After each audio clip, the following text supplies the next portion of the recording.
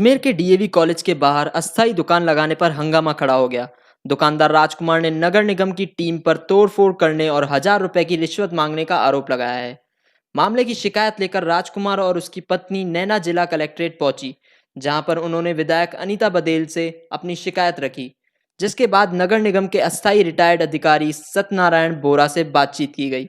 इस दौरान अस्थायी रूप से प्लास्टिक सामान की दुकान लगाने वाले दंपत्ति ने विवाद खड़ा कर दिया और इस मामले में कार्रवाई की मांग की है। वहीं विधायक अनीता बदेल ने बताया कि ट्रैफिक व अन्य व्यवस्थाओं को देखते हुए अस्थायी अतिक्रमण पर कार्रवाई की जानी लाजमी है, लेकिन पीड़ित परिवार द्वारा लगाए गए आरोपों पर भी जांच होनी चाहिए। हम नगर निगम की हमारी दुकान लगा रखी थी हमने दुकान लगाई है दयानंद कॉलेज के यहाँ पे दुकान लगा रखी लाइन से 5 फुट अंदर।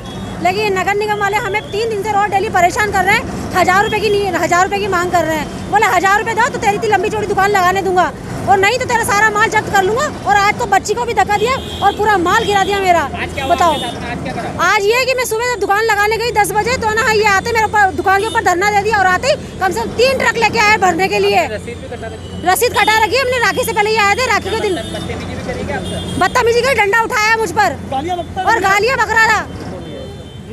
गंदी गालियां वगैरह। तो बताओ लेडीज के ऊपर ऐसे गंदे हरकत करता है ये डीएवी कॉलेज के यहाँ पर। अब हम ये चाहते हैं कि ये हमें कमाने दे, खाने दे, बच्चों का पेट पालना है हमें। अगर ये रोज ऐसे परेशान करेंगे तो हम कहाँ से कमाएंगे, कहाँ से खाएंगे? हम डिगी बाजार। हाँ मैं ना नहीं मैं तो कलेक्ट्रेट गई थी, किसी कार्य से गई थी, पर निश्चित रूप से कोरोना की लॉकडाउन की वजह से लोगों के पास काम धंधा नहीं है, और वो इस काम धंधे के लिए यदि सड़क पर रेहड़ी लगा के बैठते हैं, ठेला लगा के बैठते हैं, तो उनको रोज़गार का अवसर मिलना चाहिए। परंतु रोज़गार का अवसर भी इस बात को ध्यान में रख कर के रखना चाहिए कि हम एक शहर के लोग इस अनेकों बार शिकायत करते हैं कि ट्रैफिक की व्यवस्था नहीं हो पा रही है ना। तो ऐसी स्थिति में ट्रैफिक का भी ध्यान रखें और रोज़गार भी हो, दोनों काम हो, तो निश्चित रूप से दोनों का काम चल सकता है, शहर भी चल सकता है और रोज़गार धंधे के माध्यम से भी कमाया जा सकता है। ठीक है। हंगामे को बढ़ता देख नगर निगम के अधिकारी के रूप में काम कर रहे सत्यनारायण बोरा ने बताया कि उन्होंने कभी भी किसी से पैसे की डिमांड नहीं की है। ऐसी तमाम घटनाओं को लेकर वह वीडियो बनाते हैं। इसमें साफ नज़र आ रहा है कि परिवार द्वारा सेम कुर्सियों को पटका जा रहा है और बदसलूकी की गई है। इस दौरान सभी पुलिसकर्मी व अन्य स्टाफ मौजूद था। ऐसे में उन्होंने कहा कि सड़क पर अस्थायी अतिक्रमण करने वाले लोगों पर कार्रवाई जारी रहेगी। दुकानदार द्वारा 6 फीट के स्थान पर 20 बाय 20 फीट जगह रुककर अतिक्रमण किया जा रहा है। वो आज रामगंज की तरफ गए थे, उसके बाद हम सुभाष नगर भी गए थे और दोराई फाटक तक गए थे।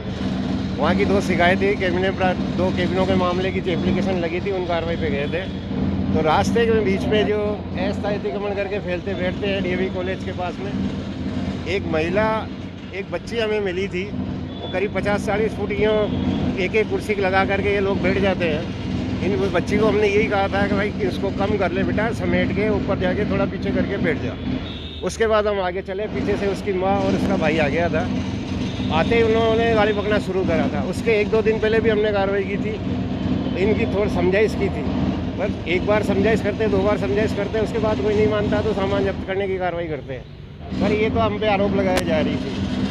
फिर इसमें उसने आरोप लगाया कि 1,000 रुपये हाँ प्रतिदिन के लेते हैं। तो मैं इससे रोज़ पैसे लेने जाता हूँ। शहर में ठेले वालों के लिए भी इसने मुझ पर आरोप लगाया कि उनसे भी पैसे लेते हैं। मैं एक को भी बुला के सामने तो ले आओ भले, और ये 1,000 रुपये रोज़ मुझे देगी तो ये खुद क्या खाएगी, या फिर इसका ये सामान का पेमेंट भी कहीं चुकाती होगी, या अपना घर खर्च भी चलाती होगी। कुर्सियाँ तोड़ने का भी आरोप था। कुर्सी आज तक किसी का सामान नहीं तोड़ा। हम तो रोज़ सामान जब्त करते हैं, पता नहीं कितना रोज करते हैं और कितना लाके छोड़ते हैं, जमा करते हैं। तो कैसा किया है उसको लेकर अब क्या डिसीजन लिया गया है? ये कोई बात मानने को तैयार नहीं है। मैडम अनीता बदेल जी के पास गई थी, विधायक जी के पास, तो उन्होंने भी इसकी बात को नकार दिया और वो भी इसकी बात सुन के और इनको चले गए। तो ऐसे दुकान लगानी मिल जाएगी ना उसको? नहीं, दुकान लगाए लेकिन कायदे से बैठ के धंधा करें ना। हम जनरली एक आदमी को 6 बाई 6 की जगह देते हैं बैठने के लिए, और इनके आप कभी भी आपका तो चलना हो जाए तो आप देखना है कि प्लास्टिक वाले एक एक कुर्सी लगा के कोई 20 फुट कोई 30 फुट कोई 40 फुट आगे फैल के बैठ जाता है। वो नहीं होने दिया जाएगा। हाँ, वो नहीं होने दिया जाए।